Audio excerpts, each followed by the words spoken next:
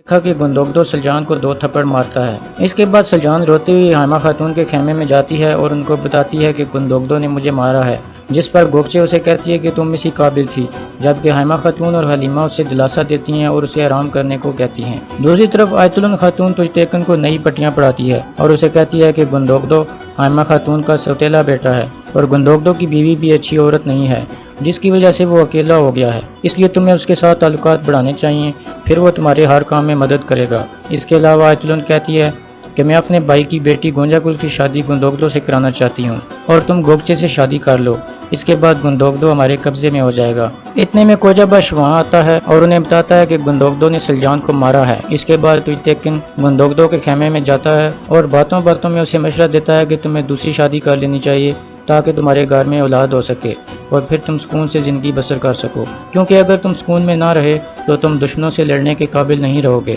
دوسری طرف کرکٹ سردار کے خواب میں اس کی پہلی بیوی دورو خاتون آتی ہے اور وہ جھٹکے سے جاگ جاتا ہے، جس کے بعد سردار آیت الن خاتون کو بتاتا ہے کہ جب سے میں نے تم سے شادی کی ہے میری پہلی بیوی ہر روز میرے خواب میں آتی ہے۔ پھر وہ آیت الن کو بتاتا ہے کہ کس طرح ایک شام کو اس کی پہلی بیوی کھانا کھا رہی تھی کہ اچانک فوت ہو گئی اور اس نے آخری نام تمہارا لیا تھا، جس پر آیت الن چونک جاتی ہے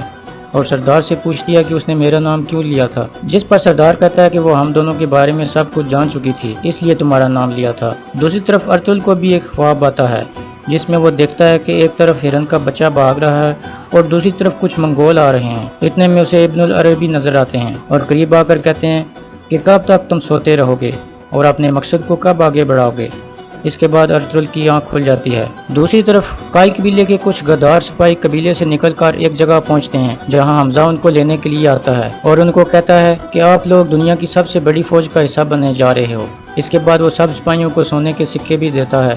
جس پر وہ خوش ہو جاتے ہیں اور خوشی خوشی اس کے ساتھ جانے کو تیار ہو جاتے ہیں، لیکن ایک سپاہی کہتا ہے کہ میں سلیمان شاہ کے قبیلے کو دھوکہ نہیں دوں گا اور سکے اس کی طرف پھینک کر جانے لگتا ہے، لیکن پیچھے سے حمزہ تیر چلا دیتا ہے اور وہ ادھر ہی گر جاتا ہے۔ دوسری طرف گندوگدو کے کچھ ساتھی سپاہی مہمان خانے میں جاتے ہیں جہاں کائی قبیلے سے مویشی خریدنے والا تاجر آیا ہوا تھا، لیکن جب وہ اندر جاتے ہیں تو ہر طرف لاشیں بچھی ہوئی ہوتی ہیں اور تاجر اور اس کے سب ساتھی قتل ہو چکے ہوتے ہیں کیونکہ نویان نے ان سب کو مروا دیا تھا۔ دوسری طرف تانگت نویان کے پاس پہنچتا ہے اور اسے بتاتا ہے کہ میں نے تاجر اور اس کے سب ساتھیوں کو مار دیا ہے، جس پر نویان خوش ہوتا ہے اور کہتا ہے کہ اب گندوگدو اپنے مویشی نہیں بیچ سکے گا اور اب دیکھنا ہے کہ آگے خزاں کے موسم میں تو درگا قبیلے والے کب تک ان کو کھلائیں گے۔ دوسری طرف حائمہ خاتون گندوگدو کے خیمے میں جاتی ہیں اور اسے کہتی ہیں کہ تم اٹھو اور سلجان کو اپنے خیمے میں لے آؤ، جس پر گندوگدو کہتا ہے کہ میں سلجان کو نہیں لے کے آؤں گا کیونکہ سلجان مجھے ارطغرل کے فیصلے کے بارے میں قصوروار سمجھتی ہے، لیکن حائمہ خاتون کہتی ہیں کہ تم ایسا مت کرو کیونکہ یہ ہمارے قبیلے کی روایات کے خلاف ہے اور تم اسے اپنے خیمے میں لے آؤ، جس کے بعد گندوگدو مان جاتا ہے۔ دوسری طرف ارطغرل کافی عرصے کے بعد پہلی دفعہ اپنے بائیں ہاتھ سے تلوار پکڑتا ہے اور ترگت کے ساتھ پریکٹس کرنے کی کوشش کرتا ہے، لیکن تھوڑی دیر بعد ہی تلوار ارطغرل کے ہاتھ سے گر جاتی ہے۔